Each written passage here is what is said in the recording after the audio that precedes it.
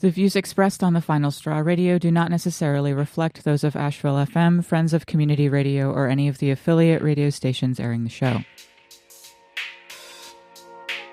You're listening to WSFM-LP 103.3 in Asheville, North Carolina. This is The Final Straw, and I'm William Goodenough. The show can also be heard on KWTF in Bodega Bay, California, KOWA in Olympia, Washington, WCRS in Columbus, Ohio, and newly on KWRK in Fairbanks, Alaska. The show will later be archived at thefinalstrawradio.noblogs.org, and you can email us with questions or suggestions at thefinalstrawradio@riseup.net. Also, if you're interested in rebroadcasting any episode or segment of the show, you're free to do so. Just send us an email so we can say hey. If you care to, you can send us letters at The Final Straw, care of Asheville FM, 864 Haywood Road, Asheville, North Carolina, 28806. This show is brought to you by Firestorm Books and Coffee. Located at 610 Haywood Road, Firestorm Books and Coffee is a worker-owned cooperative in Asheville, specializing in offbeat, underground, and independent literature. You can find a sample of Firestorm's catalog of books and zines, plus a full calendar of events at their website, firestorm.coop. This week, Gil O'Teen spoke with Peter Gelderloos, who is an anarchist and an author. His books include The Failure of Nonviolence, Consensus, Anarchy Works, and most recently, Worshipping Power, an Anarchist View of Early State Formation, which is being released 2 days from now, January 10th, 2017, from AK Press. Gil and Peter discuss the ideas in Worshipping Power, how states usually take root, the insidiousness of democracy, the concept of how salvation religions intertwine with the state, and much more. Before the interview, don't forget about the presentation at Firestorm Books and Coffee entitled Preparing for the Trump Era, an Anarchist Viewpoint, starting at 7 p.m. on Tuesday, January 10th. The presenters will explore various approaches to self-organization and self-defense, drawing on the principles of mutual aid and direct action. If you feel lost or uncertain about how to organize in these increasingly crazy times, come to this and get some ideas. And here in Asheville on January 20th, which is Inauguration Day, there is a day of activities being planned starting with a meetup and a march at Pritchard Park at 10 a.m. on the 20th. After that in West Asheville, there will be free food, healing space, workshops, and a dance party benefit in the evening. To plug in and see the most recent info, you can visit j20asheville.noblogs.org, and you can plug in on Fedbook by searching J20 Day of Resistance and General. Today we're speaking with Peter Gelderloos, author of numerous books and essays, including Anarchy Works, How Nonviolence Protects the State, Insurrection versus Organization, and the recently released book, Worshipping Power, an Anarchist View of Early State Formation. Peter, how are you doing today? I'm doing well. And yourself? I'm doing all right. Let's just jump in here. You bring up early on the role of social scientists, whether they're intentionally or unintentionally perpetuating a mythos of state genesis. From the very terms used to the unchallenged notion that the development of the state is natural, let's just say a natural step in social evolution. Do you care to elaborate on that? Well, on the one hand, we have a pretty long history of the sort of official science about the state in which archaeologists, historians, other social scientists were basically starting from the point of, starting from the assumption that the state was a good thing, the state was a necessary thing. And so when they looked at the history, they were looking for the reasons that the state formed within that lens, and used what would be for people who grew up under a state very common sense things. Well, the state, they assume, it's a more effective form of organization. So once a society grows, and this is another figure that's not questioned, the physical growth of a population is that we're also just a natural process. Mm-hmm. Once a society grows, it needs larger and more larger scale forms of organization. Once it has more infrastructure, it needs more effective organization. And so looking at the examples of Mesopotamia, ancient Egypt, the irrigation works, dams, etc., storage of grain that were employed in those societies, they assume that that's the point where bureaucracy has to come into existence, and the state as a benevolent institutional complex arises. All of those assumptions, all of those premises have turned out to be false. We have plenty of examples of very large societies with millions of members, societies much larger than the first states, organizing in a decentralized way in which you have both large-scale and small-scale forms of organizations that link up in a federative or a network fashion. We have plenty of examples of societies that built and maintained large-scale infrastructure, irrigation works, etc., without having any state, without having any centralized bureaucracy, and so forth. And then on the other hand, there have been constantly more stories and histories and archaeological evidence that comes to light of the near universality of resistance to state formation, rebellions against early states, the prevalence of early states that collapsed, that failed because of internal rebellion, because of their own inefficiency, because of famines that they provoked, warfare that they provoked. So also the whole idea of the state being a good thing, an evolution that was desired by populations, has also been belied. So that's sort of maybe an earlier phase of social science about state formation. Very few people, unless they're just kind of sort of textbook writing hacks, to put it bluntly, very few social scientists or historians can get away with writing that history anymore. There's no more factual basis for that.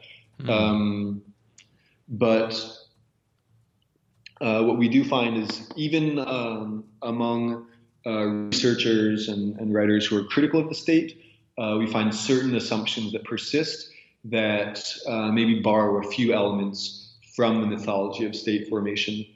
I mentioned in the book that one of my favorite works written to date about the formation and the evolution of the state is Freddie Perlman's Against History, Against Leviathan.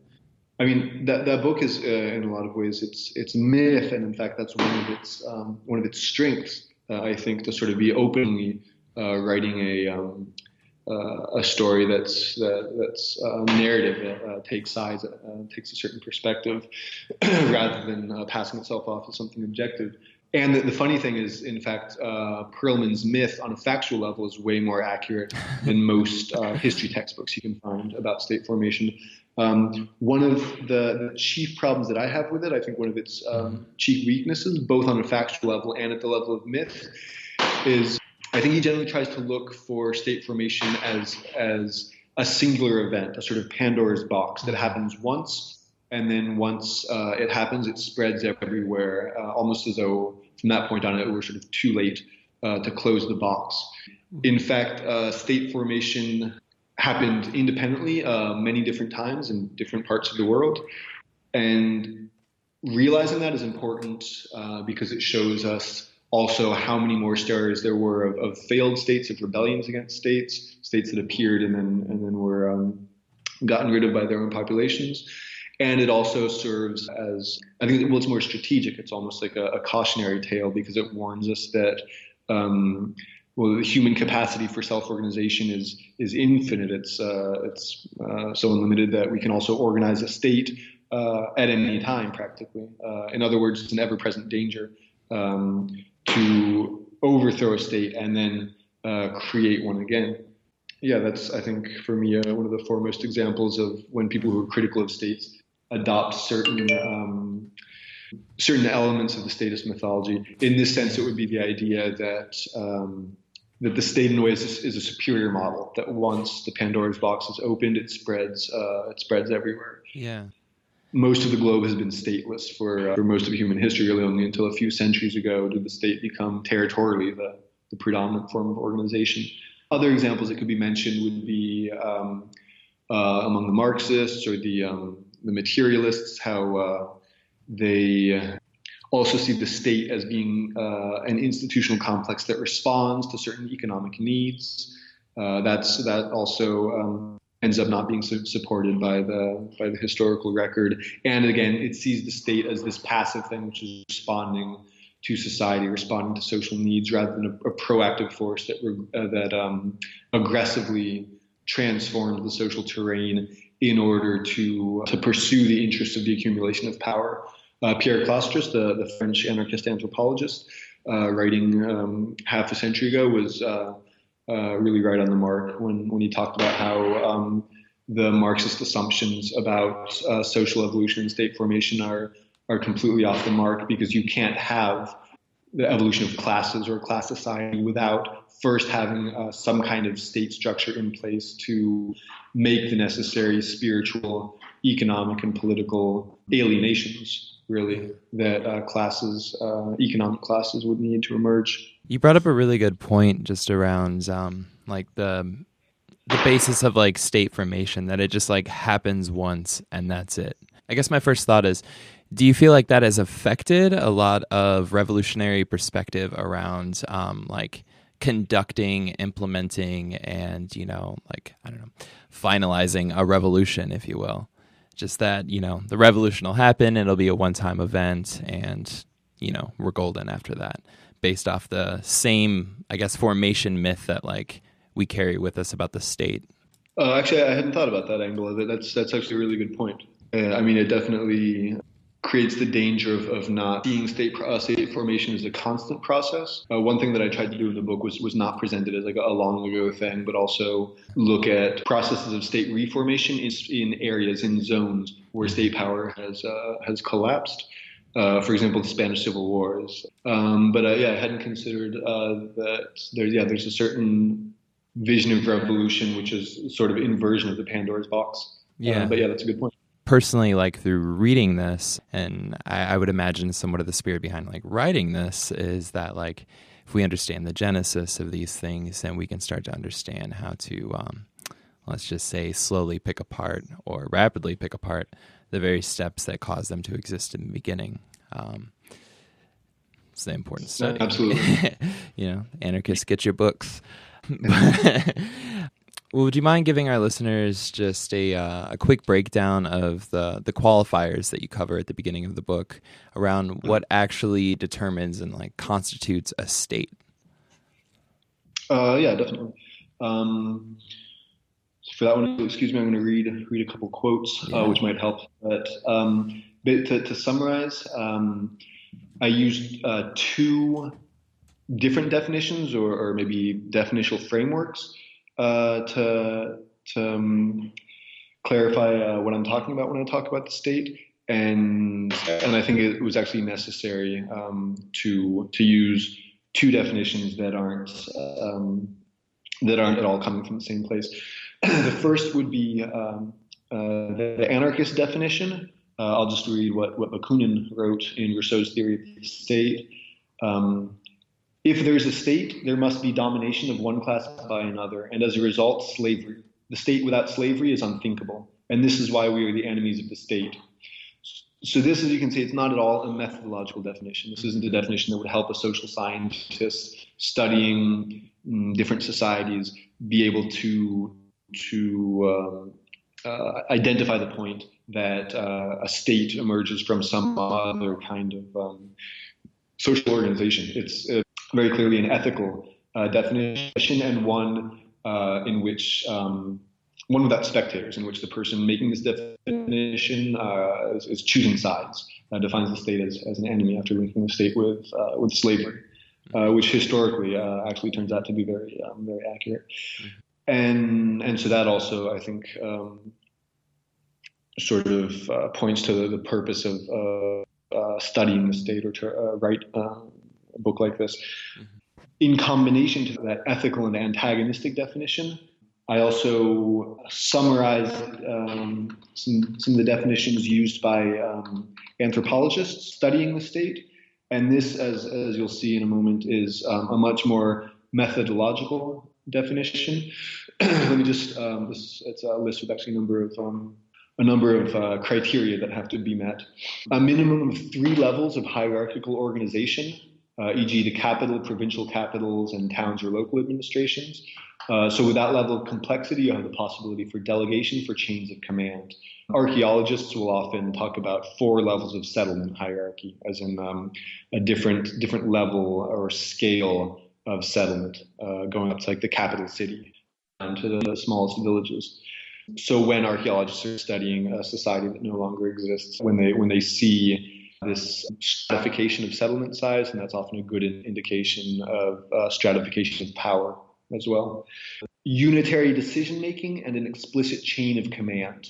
This parallels an ideal within the state, that there are no contradictions. Of course, in every society there are contradictions, and in every government there are contradictions. One bureaucracy will fight with another, but they have an ideal that this is a bad thing. They try to cover it up, to resolve it. There are specific branches of government devoted to solving and ending conflicts between other branches of government.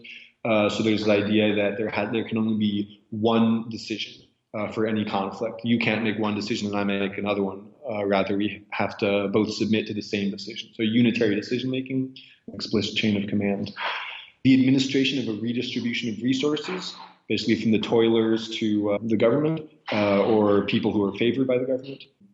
Authority that can be delegated. This is really important because you have lots of hierarchical societies or societies that value the centralization of power in some way, but it tends to be more charismatic power. It's a power that in a way has to be earned by some ruler, some war leader, a religious leader. That person can't send their power to a province where they're not personally present. They can't pass that power on to someone else after they die. So you see lots of hierarchical societies that are perhaps even on their way to forming a state that will go through cycles of centralization and decentralization that parallel the deaths of supreme rulers. A ruler succeeds in creating a greater degree of centralization and unity from different provinces, you could say, or different proto-states, different chiefdoms. They enable this polity to function very much like a state during their lifetimes, but as soon as they die, the whole thing falls apart. That's actually extremely common throughout world history. So the authority of the state is authority that can be delegated, authority that has institutional continuity. So this authority also has to flow from a centralized point of legitimation. That can be a ruling family. It can be a capital, a political capital. It can be an abstract concept like the gods, the law, the people, in the case of democracy. And the type of power has to be singular. So you can't talk about social power and economic power, or the power of the shaman, the power of the healer, the power of the warrior, the power of the hunter, the power of the farmer. Rather, there's one kind of power, and it approaches being quantifiable. So you can have a linear ranking system, which also affects how legitimation happens. Identity and authority, at least ideally, are territorial rather than kinship-based, although most states go through a pretty long period in which you have both territorial and kinship power kind of side by side. And then finally, the execution of war-making, punishment, conflict resolution, and normative authorities have to exist. And there's an intent to monopolize these powers or these authorities. There's a really well-known definition that the state is a monopoly on violence or on coercive force, which is true on an imaginary plane. It's true within the state's ideal of what it's going for, but in practice, that's actually not true with most states. Most states are unable to totally monopolize the use of violence and coercive force, and some states often resort to a paramilitary strategy in which they delegate to they sort of deputize, so we say like some privileged group, to continue using some form of violence against a social enemy. That could be deputizing heterosexual men to use informal violence against people who step out of patriarchal gender roles. It could be in the U.S. South before the Civil War and after, deputizing whites to control kidnapped Africans, to control dispossessed indigenous people. That model is actually also quite common. So, it was supposed to be brief, wasn't it? No, it's good. There's basically a whole lot of work of hundreds of anthropologists, historians, and social sciences about what is a state, and so I kind of swept in and skimmed off all their work. But that really helps having those different criteria to have like a really functional definition that engages with the complexity of social evolution. So that way, using those two definitions together, even though, as we've seen, they're completely different definitions, we can analyze really complex and really different from one country to another, different processes of state formation without stepping away from a very strategic and also ethical rejection of all forms of domination. Because there are plenty of examples of hierarchical societies, authoritarian societies that never had a state, but that still have plenty of things to criticize from an anarchist point of view. That might have been patriarchal, for example. And even though sometimes some of these hierarchies actually resisted state formation, because state formation would require certain people who held privileges within a non-state hierarchy to lose those privileges. So sometimes leaders were actually the ones leading the resistance against state formation. In general, a hierarchical society is a much more favorable terrain for state formation than a decentralized society. And at the point of colonization definitely revealed this. So you had plenty of societies that were hierarchical but stateless, that for centuries had shown relative stability. They weren't inevitably evolving towards states. In fact, both the base population and the elites in those societies actively and effectively resisted state formation. But the moment that a more powerful state appeared on the scene, historically this would typically be, say, either the Chinese state or some European state, engaged in colonizing the entire world, it would be much easier for them to colonize and to implant a state in that hierarchical society, because in many ways it was already organized to be ruled. It was kind of just like taking off the top and putting in your own person. Exactly, yeah. It was you actually brought up an interesting point around like violence in general. There was some really interesting parallels that I felt between like reading your book and reading the processes that you outline, especially like, you know, around the beginning, around like what the qualifiers and such are of like what constitutes a state. And actually like the U.S. Army Marine Corps Counterinsurgency Field Manual and the actual like policies, the on the ground policies that they attempt to enforce and to implement in places that they're attempting to, you know, establish a state. There's just so many parallels. How can I put this? There's just a constant continuation of these same exact methods. I remember at one point I had to stop when I was reading the book because they quite literally, they said one of the goals is to maintain and establish on the legitimate use of violence, like in their book. And it's just like, I don't know, as an anarchist reading that, I'm like, I knew it, you know, I just threw up my hands. Sorry. But they just say that outright, along with all the intricacies around like resource control, the separation and specialization, and, you know, on down the line. It's been the same game for a long time, basically. Yeah. But yeah, so you get into the, and you bring up a lot, the Roman historian Tacitus, his accounts of the people living in what is now the regions in and around what is modern day Germany. Do you care to kind of give some examples or break that down? I really found that interesting there. Sure. Tacitus is really a great model for the ethnographer, the figure of the ethnographer.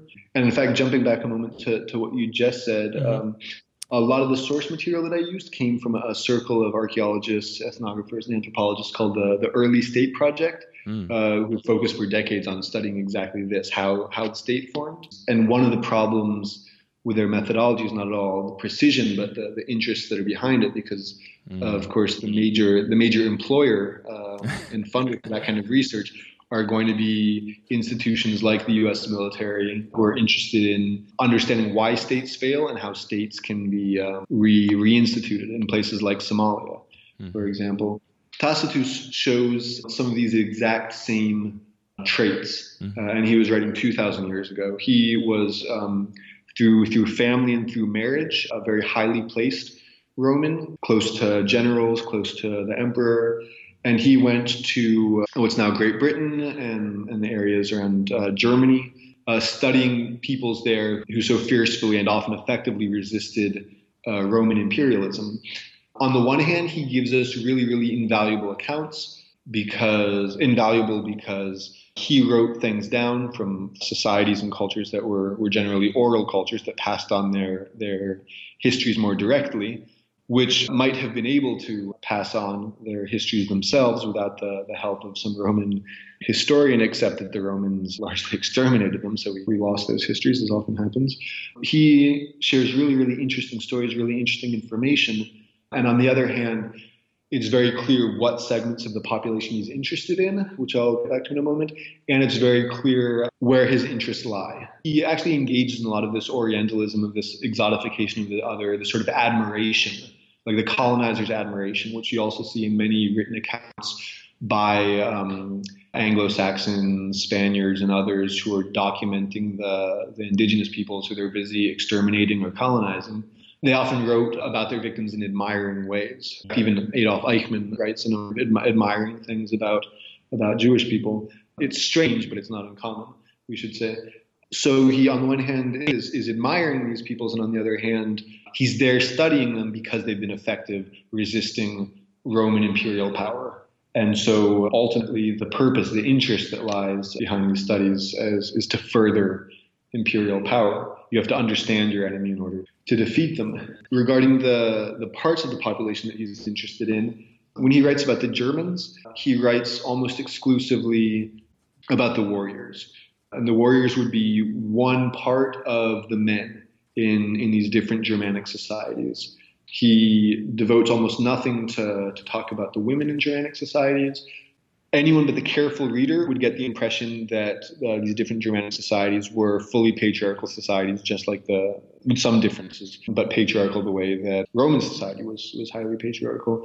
There's a few details in there that make you realize that, in fact, he was just ignorant about the other half of society, but that, in fact, it was these were probably societies with a great deal of gender balance and gender autonomy.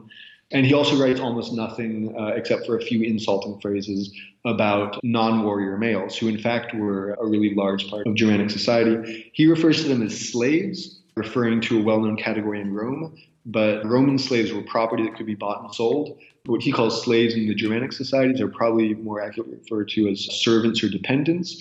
They lived in the same economic conditions as the warriors. They enjoyed a great deal of autonomy. They couldn't be bought and sold. But they focused on agricultural labor, which the warriors didn't do. But the warriors, for example, had also obligations towards their dependents. So it wasn't an equal relationship, but it definitely wasn't as unequal as a slavery relationship. So we really only have a very partial view of Germanic society, and it's easy to miss out on that. And this is exactly the same with pretty much any other ethnographical account all the way up until the 21st century. The observer very rarely is aware of their own prejudices and their own interests. And so what we read, which comes down to us often as sort of the objective factual account, tells us often more about the society of the observer than the society that they're observing. There are a few details in what he does tell, which are amusing and also really, really interesting. There's one of the most common pop ideas, we could say, about culture, evolution of societies, and also state formation is based on this sort of climatic determinism, we could say. You often hear explanations of cultural differences. Oh, well, it's people who live around the Mediterranean are more relaxed because it's a nice, warm climate. And Germans, for example, are very efficient and punctual and industrious because it's cold, it's worse weather, and so they don't just sit around. So, in fact, this is often used also to justify various forms of economic exploitation, various forms of inequality. Sort of gives these pseudoscientific explanations of why some people are lazy without referring to entire peoples, without at all unpackaging the racist assumptions, the lack of historical analysis. What he says about the Germans, he very much admires their warrior spirit. His biggest complaint is their utter lack of punctuality, talking about how they would make all their decisions in big assemblies, where ideally they would first spend an entire day drinking and feasting and debating. So they would drunkenly debate the matters of importance and get all that out of the way. And then after they had argued and debated and fought, then the next day, soberly, they would use consensus to make the actual decisions. But he complained about how often they would arrive an entire day late. So I think this is one of many stories that reveal how culture is historical and how culture responds to things that are much more complex than the weather, and also how the existence of a state is often the motor of these cultural changes.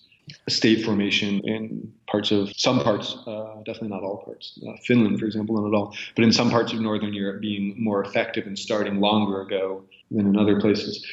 One of the reasons that I was looking especially at the Germans is that after the collapse of the Western Roman Empire, most of the states that form in Western Europe, Northern Europe, and even in parts of Africa and the Middle East are states of Germanic origin. We could say states formed by one Germanic tribe or another.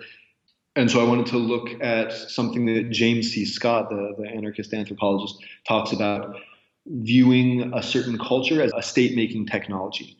Certain cultural values, economic practices, religious beliefs, forms of social organization that serve as an array of techniques that make state formation easier, that enable the stratification of society, the centralization of power. And so it was really interesting to look at what some of the changes might have been that allowed what was a largely egalitarian and definitely stateless set of societies, these being the Germanic societies, which of course were not one society, but dozens, to, in the course of a few hundred years, suddenly become the most active agents of politogenesis or state formation in the entire European subcontinent. And so, for example, there you see a process of almost a coaching or apprenticeship. Most of the Germanic societies weren't directly dominated by Rome. Some of them were, but they all had contact with Rome. And you had these largely non-patriarchal egalitarian societies that had a warrior class, which was simply one part among multiple interdependent parts of the society. That warrior class, through contact with the Roman bureaucratic statist military organization, sort of morphed or kind of unlinked itself from the systems of organization that promoted balance and autonomy within the Germanic societies to become a politogen, to become an agent capable of creating a state by, for example, conquering another population, conquering a stateless population as a subject population, and becoming the new head, the institutional seed that would send its roots down through that conquered society and turn it into a state. So that was very interesting to see. It's, of course, a more complex process than that, but I try to go into more detail in the book. And that kind of leads me to the next point I'd like to bring up. Seemingly one of the main or almost only constant ingredients in the creation of states over time has been the imposing or solidification of patriarchal systems.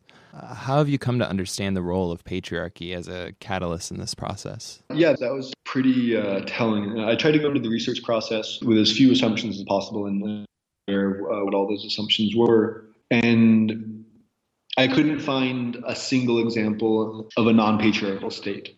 I could only find examples of states that emerged in patriarchal societies. Also where state formation was a rapid process because it was imposed by an imperial or a colonizing power, parallel to the process of imposing a sort of colonial puppet state or some other arrangement. It seemed that, in every case that I could find, they also had to take steps to implant patriarchal values or encourage the development of patriarchy in that subject population, in that conquered population. Patriarchy is extremely important on the historical level as well from an anarchist point of view, because it's probably the most prevalent form of domination or coercive hierarchy that can exist without a state. The earliest known patriarchies predate the state by a good deal. When states are overthrown, patriarchies often persist, and they're extremely instrumental in allowing the state to reemerge. So beyond the importance of fighting different elements of the patriarchy today because of the damage that they do to people, on a theoretical level, it becomes clear that the question of patriarchy is a fundamental concern for anarchists. Some examples of that could be like in Germanic societies where you had forms of power that were feminized, forms of power that were available to and used by women, and then forms of power that were available to and used by men, but still with these two gender categories being dominant. And then within that society there being a balance between the two accepted genders. That is a really, really common model in stateless societies on different continents throughout history. And one thing that can happen is when, for whatever reason, women lose some kind of collective tool of self-defense or collective tool of action, or maybe technological, military, political changes allow warrior societies within the male half to suddenly undergo a great expansion or to conquer another population. Then you can have this balance of two different autonomous spaces be interrupted. You can have processes where warrior societies that were never rulers within their own society rather quickly become rulers over a society that they've defeated through warfare and forced into a position of dependence. And then there are also much slower processes, which are maybe more common, that are related more to kinship relationships, that little by little you have solid kinship divisions between one lineage and another, one clan and another. And over time, one of these lineages develops more status.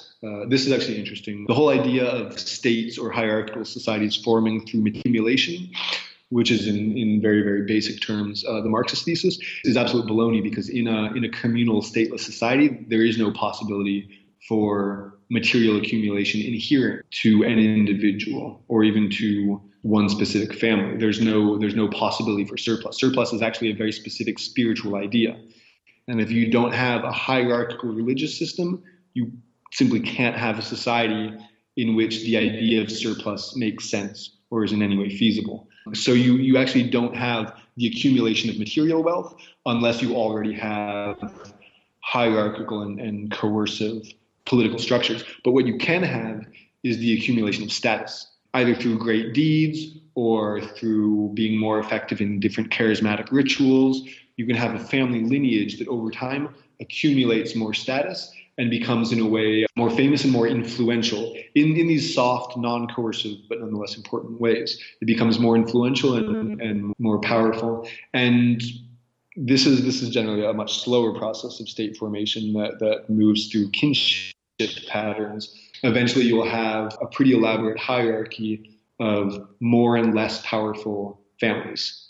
And still, even after like 1,000 years of evolution in this direction, you still don't have a state, you still don't have a situation where one of these families can dominate or enslave another, but you start to normalize inequality and you start to normalize power.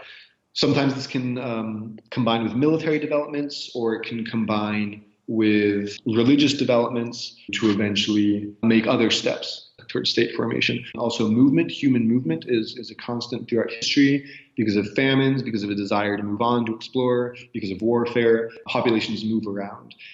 And so another original source for some deeply rooted social inequality can be found when you have one group of people that live in a territory and therefore they have, let's say, a legitimate claim on that territory because they're the ones who live there. And then another population that for whatever reason has to move there. And you can imagine them going through some kind of process of requesting permission to also live there.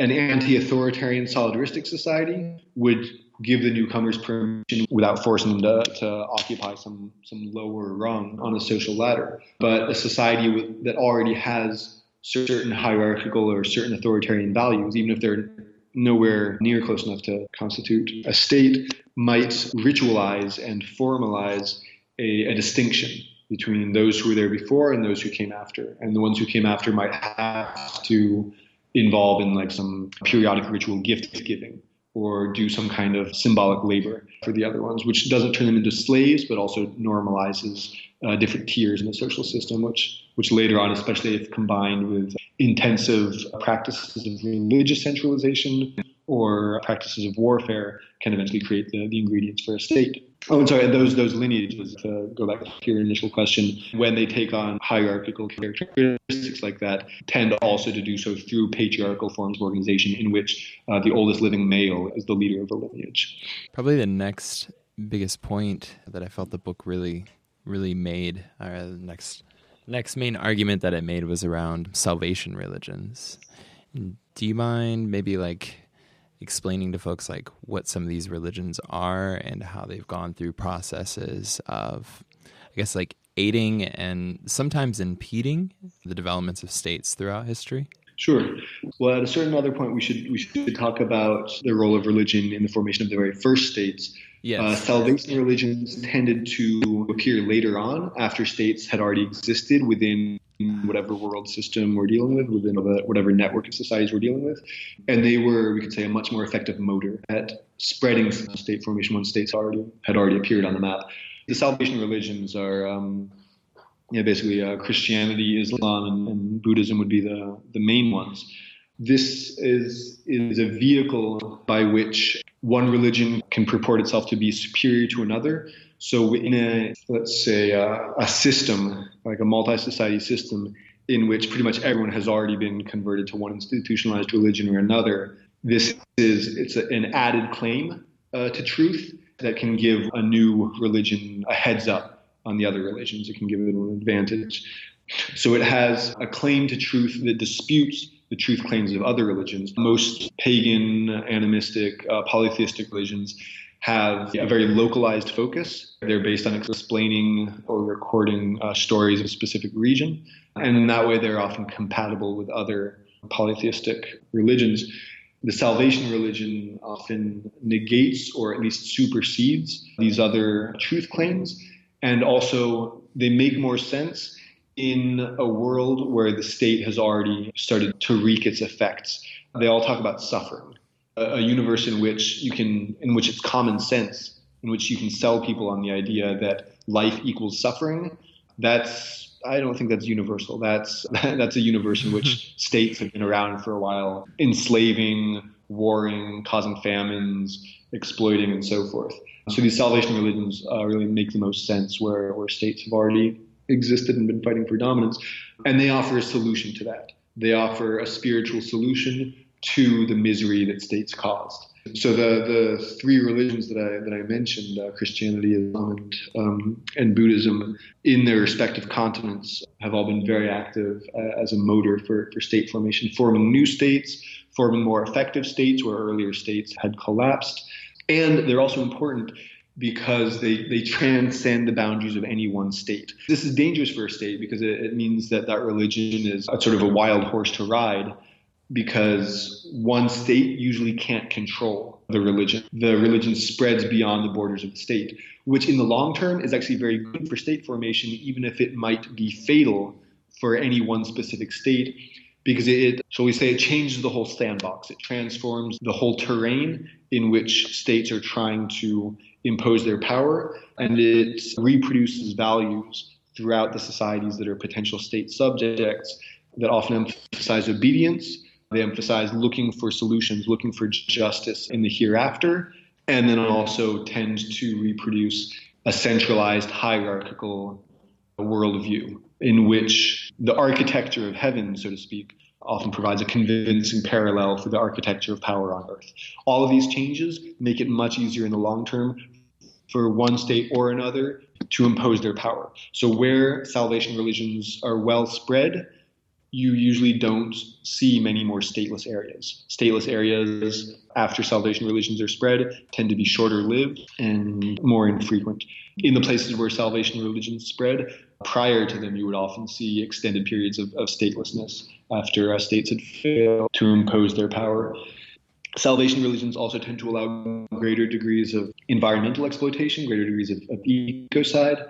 Stateless societies tended to practice some kind of animist spirituality in which all of nature was seen to be sacred and also imbued with spirits. These might be personable spirits with names and specific places, or it might be a life force that unites everything.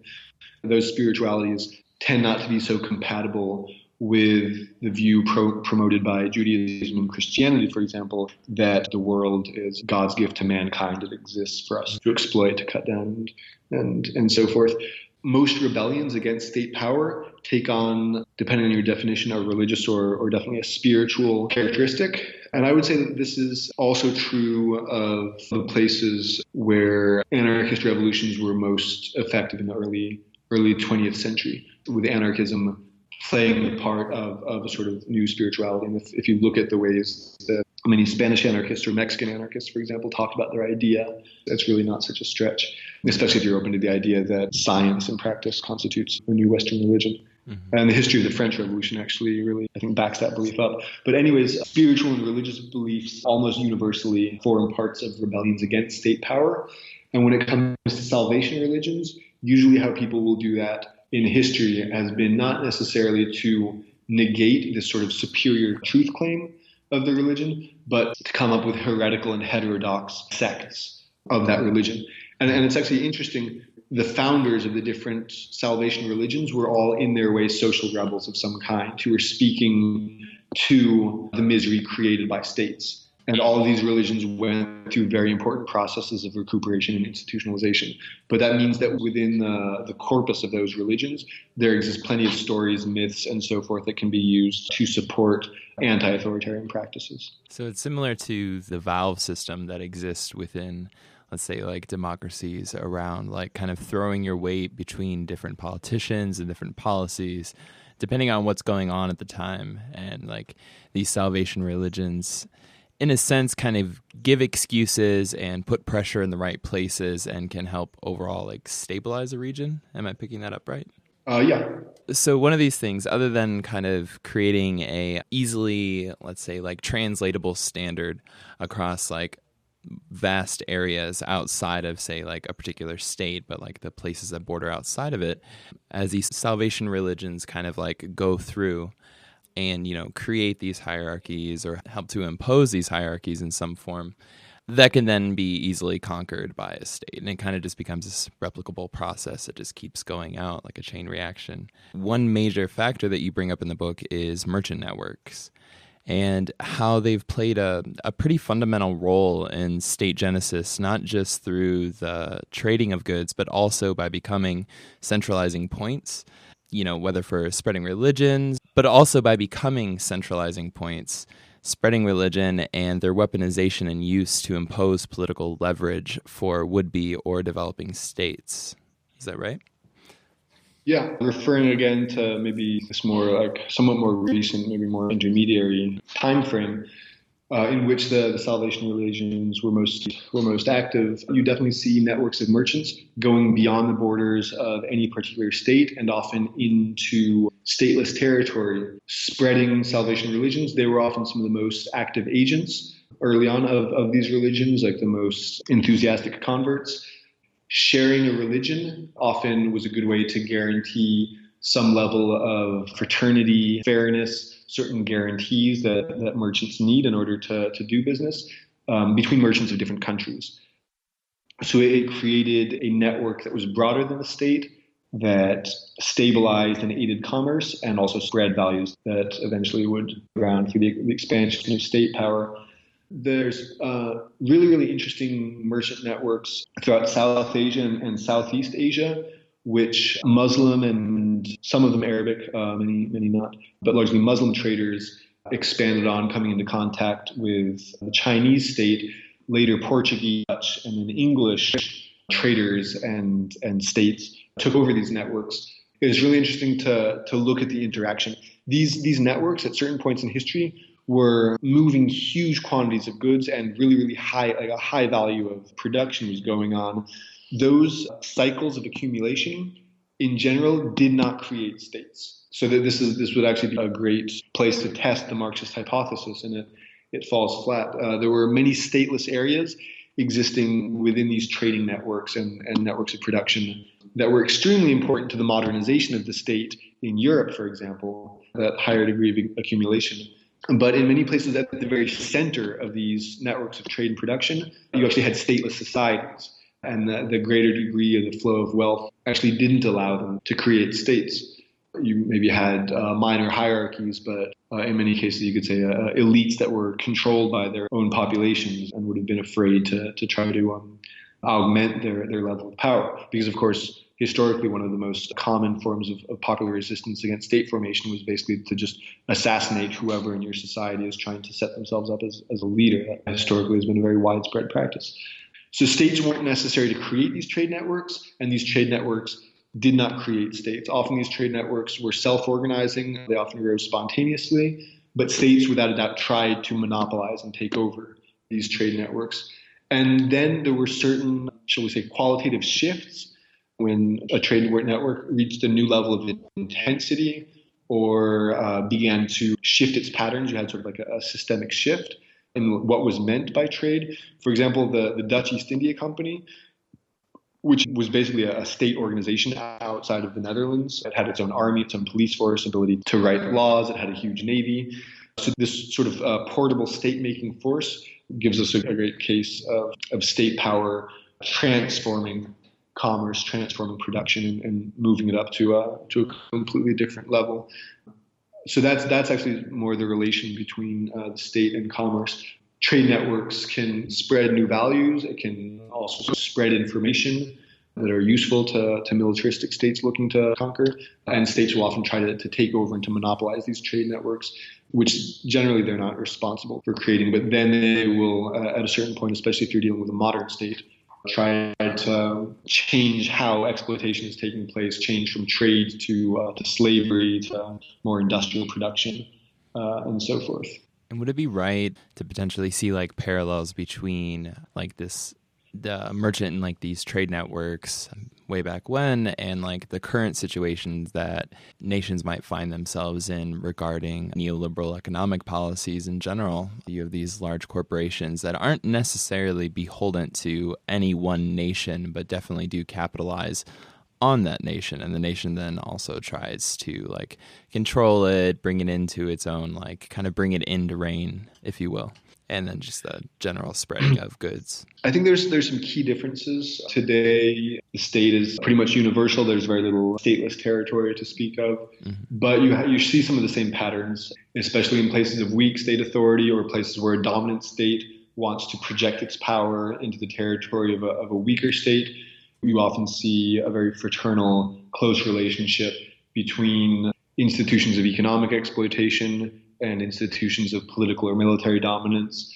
I mean, a very easy, if somewhat superficial example of this would be the recent appointment of the Exxon head as the Secretary of State. Beyond an example of corruption, it's really also an example of compatibility between these different ways that power can be exercised and different ways that networks are created. And this can kind of help underscore how states still need to rely on these networks for information, for diplomacy, and so forth. So as many of the common views on state genesis are, you have a lot to say regarding the myth of warfare provoking politogenesis.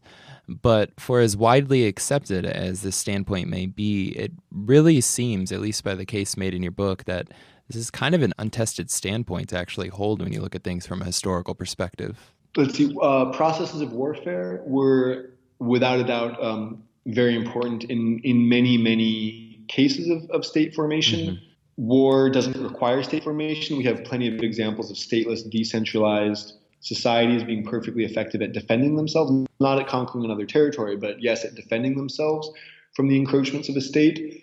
What you find, though, is in a society that already has an elite, that's already normalized hierarchy, inequality of power, and so forth, elites will often use warfare as an excuse to increase their power, to rationalize their power, to break other less expansive power structures, and to create bureaucracies, permanent militaries, and so forth. That without a doubt is true. There's a pretty old hypothesis that as far as original state formation goes, rather, when states were formed, when no one knew what a state was, no one had a model that they were copying, because what I just mentioned would often be the case when a state was attacking or being hostile towards a non-state neighbor, that the model would spread.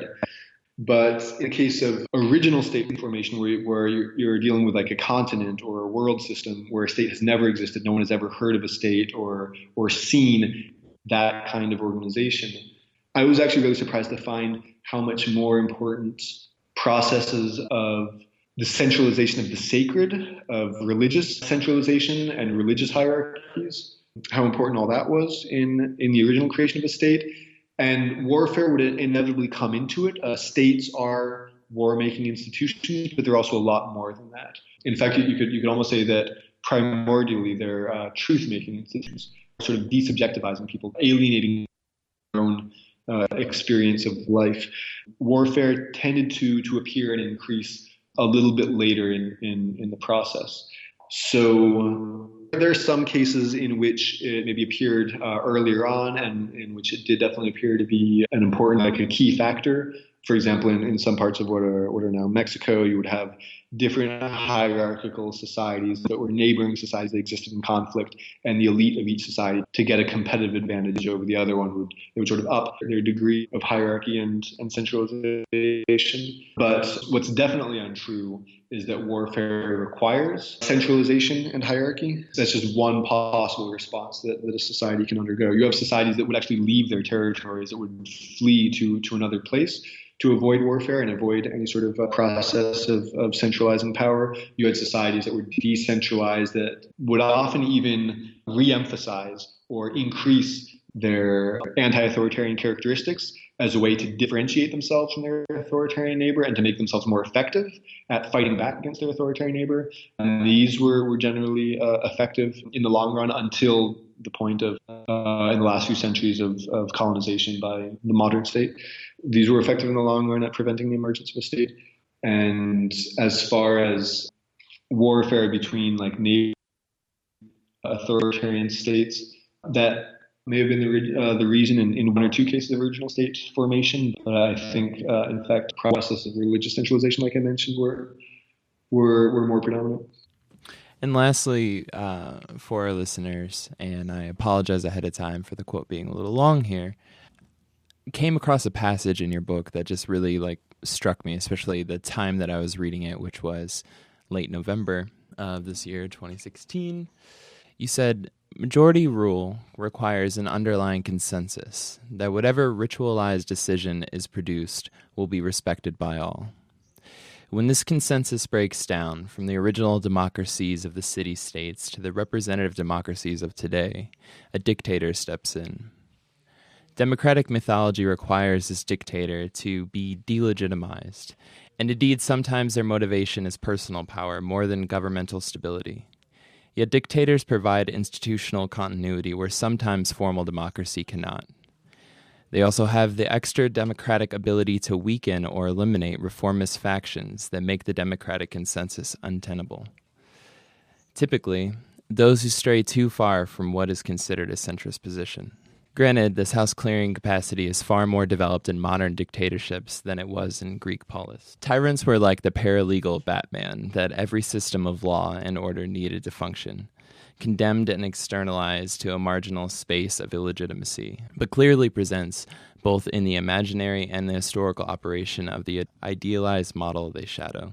You go on to say, "The tyrants made use of the same institutional forces as the assembly to mobilize resources and execute their decisions." Do you want to expand on that a little bit, maybe in terms of how this is historically played, but kind of moving up to today in the situation that we might find ourselves in, at least for folks that are in North America? Sure. To give some background, in the Greek city-states, later in Rome, and also with some parallels among the Germanic societies that I mentioned would later prove to be very effective at creating new states, you had a model arise in places where more imperial-style states had formed or had had some kind of presence and had collapsed. And this new model of state was effective in some new and interesting, albeit terrifying ways. And also, I think this model of state laid the groundwork for the much later development of the modern state that became so effective at dominating the whole world, mixed with a number of technological advancements. These were, in a way, states that arose from anti-authoritarian movements, or at least anti-authoritarian values. They typically valued equality rather than valuing the divine right of some supreme emperor, supreme leader to rule over everyone else. But this was an individualistic and a patriarchal equality. These were typically societies with very weak family links. They didn't have elaborate, complex family structures. They didn't trace family relations very far. That I think we can take that to be a characteristic of a society that had gone through some kind of catastrophe, that broke up, that shed a lot of its previous structures.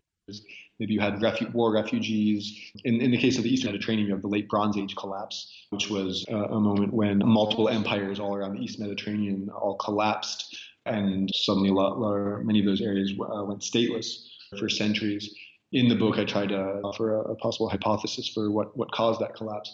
But in the wake of that collapse, you can imagine all of these more complex stratified societies shattering, and then people sort of simplifying their family relationships. But patriarchal values were essential to the kind of equality which was present. You could sort of imagine them preserving some anti-authoritarian values to differentiate themselves from the earlier empires, but giving all the emphasis to the role of male warriors. So basically you had equality between male warrior citizens. Women, dependents, non-warriors were completely excluded from that social contract. That social contract was effective because it meant a much larger proportion of the society, roughly half, was invested in maintaining the social order. That idea of equality, we've currently inherited that as the liberal idea of equality. That's the idea of equality that forms the basis of democratic society today. Someone can be considered an equal and they can earn their rights only at the point that they exceed the citizenship, only when they become civilized, when they can be trusted as reproducers of the social values, which are values of domination. They're militaristic values. The Greek city-states were slave societies, for example. So the majority rule that was at work in the earlier examples of this model of the state were a majority of male citizens, male warriors and landowners, who would divide up the economic benefits from warfare, from conquest amongst themselves. So actually, David Graeber talks about this, how majority decision-making is originally a military mechanism. It makes sense in an army. It doesn't make sense in an anti-authoritarian, egalitarian society. In an army, you have certain strategic necessities, certain needs for mobility, for dominance, for coming up with one strategy and sticking to it, that you simply don't have in an anti-authoritarian society, in which it's perfectly acceptable not to come to a decision, or to come to multiple decisions, to fragment, to have moments of fission and fusion, or letting off steam, taking distance, and then later coming back together. So this is actually something that I'm going to be dealing with in more detail in another book, the next book that I'm working on. The democracy often posits itself as the counterpoint to dictatorship, but historically this is really false. Democracies have always needed dictatorships for the very reasons that I described in the passage that you read. Sometimes democracies are ineffective at creating a social consensus. So they need some kind of extra legal means, which they pretend to be opposed to, in order to create institutional continuity, in order to clean house, in order to remove problematic elements. There are a number of tests that you can do in the historical retrospective, I think, to see whether different forms of social organization are really contrary or mutually antagonistic, diametrically opposed, or if they're in fact compatible, but simply contain some sort of symbolic rejection of one of the other. When a dictatorship comes into place, and this was just as true in a Greek city-state as it is nowadays in a modern democracy, the dictator will make use of the majority of institutions that functioned under the democracy in order to project his or her, typically his, power. There's much more institutional continuity from a dictatorship to a democracy and vice versa than institutional interruption. This is even true in cases of shifts between democracies and fascist dictatorships, that you see more institutional continuity than interruption. So this is the test of compatibility. It also refers to how society is organized. If society is already organized in the bureaucratic fashion, the way it is under democracies, it's actually relatively easy to just replace the top layers of government and put on a new type of government, in this case, a dictatorship. That would be completely impossible in a decentralized state-based society. You couldn't take, say, a dictator and his cabinet or his circle of close advisors and military leaders and so forth and put them in a stateless society and expect them to have any kind of power. They would actually be a laughingstock, and if they persisted, they would just be very easily kicked out of that society or assassinated. There are absolutely no institutional handles, nothing that they can plug into where their type of authority can function. I mean, that's exactly what a coup d'etat is. You take out the very top levels of government and just plug in new top levels, and it functions perfectly. So, in fact, a democracy has much more in common with a dictatorship than it has not in common. So that's sort of the background, and also a sort of brief analysis of this new model of state based on political equality among privileged citizens, which became extremely effective at expanding state authority and later evolving into the modern state. As far as today goes, I think in a lot of countries, including the United States, we see increasing difficulties in arriving at a democratic consensus, which is not the consensus of the details of the decision, but the consensus to respect, to abide by that decision. U.S. society and a number of other longtime democracies are becoming increasingly polarized. That definitely brings up the possibility of a breakdown of democratic government and the need to shift to a dictatorship. In the U.S., the useful question for us then would be, what are the problematic elements in U.S. society that make the democratic consensus untenable, that make it impossible for the state to be stable? That's actually an interesting question because unlike at other times, you don't have an easily identifiable enemy population like communists or anarchists that you can really blame for the instability. In fact, this polarization is coming closer and closer to the center. Sort of run-of-the-mill progressives and run-of-the-mill conservatives are losing their ability to work together. Specifically in U.S. society, one key element of the power equation has always been white supremacy, and for that reason, it's no surprise that we're seeing an increase in racist attacks accompany this growing lack of stability and stable governance. On the other hand, I think it's important not to be alarmist in the sense of not making analytical mistakes, not mistaking one form of horrible government for another form of horrible government, because different models of government really do function in different ways and are most effectively fought in different ways. Lots of people have been talking about Trump as a fascist or as a dictator. One of the things this does, which is actually quite helpful for the state, is it spreads this idea that democracy is actually a humane, egalitarian, friendly form of government, when democracies have been responsible for a very high proportion of the worst atrocities that states have ever carried out in all of human history. And the U.S. government was already doing terrible things before Trump. And additionally, Trump is actually taking advantage of a number of democratic mechanisms, or at least sentiments. Far-right movements in Europe have also been taking advantage of democratic mechanisms like the referendum.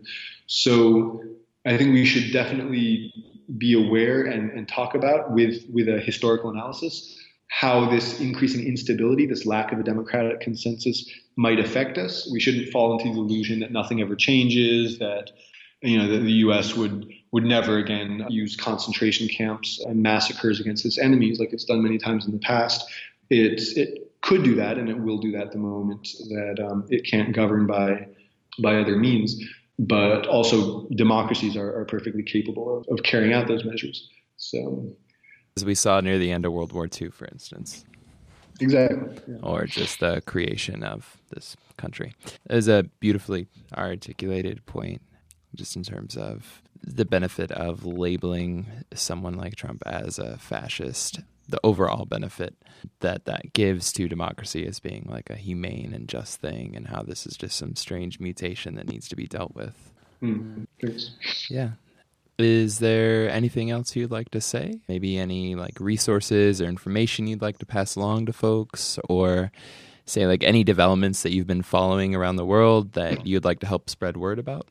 Some resources which I would definitely recommend also to people who don't want to. I mean, first of all, I would recommend everyone to do their own research and hone their own research capacities. You don't have to be a university student. You don't need a paper up on the wall to do research, even to understand things written by specialists who often write in an insider's language. It takes some extra effort to decode it, to understand their terminology, the history of the terms that they're using, but anyone can do that. People who don't want to dedicate quite so much time taking a crash course in specialist vocabulary that, for example, anthropologists in the Early State Project use, still have a number of other resources that can be really helpful. James C. Scott has been putting out one great book after another, which has been opening up a lot of new ground in the study of state formation. Pierre Clostrus, writing back, like I said, half a century ago, definitely made some revolutionary contributions. He also has a very patriarchal take on anthropology, so that's a major limitation to what he's writing. There's I guess also the book itself has in the biography, I think there's different possibilities, different reading suggestions.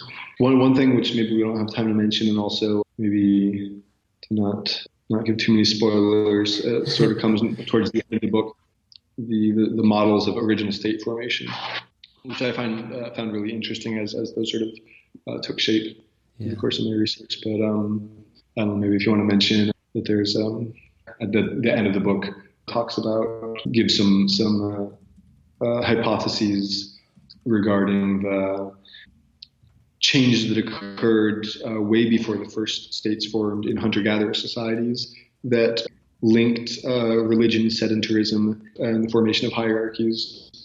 And then a number of visions that looked at how networks of spiritual commerce were really influential and really active in processes of original state formation, Mesopotamia, Egypt, the Andes, Mexico. And there was the many-headed Hydra, which you referenced a few times. Right. Oh yeah, that's definitely a good one. Yeah, specifically for the modern state. Yeah. Rediger and Limbo. Awesome. Well, thank you so much for joining us today, and for letting us, go over this incredible book. I personally, as an individual, highly recommend it to folks. Yeah, let's bring in 2017 with a little bit more understanding of what we're going up against. That's what I say. Thank you. Yeah, thank you.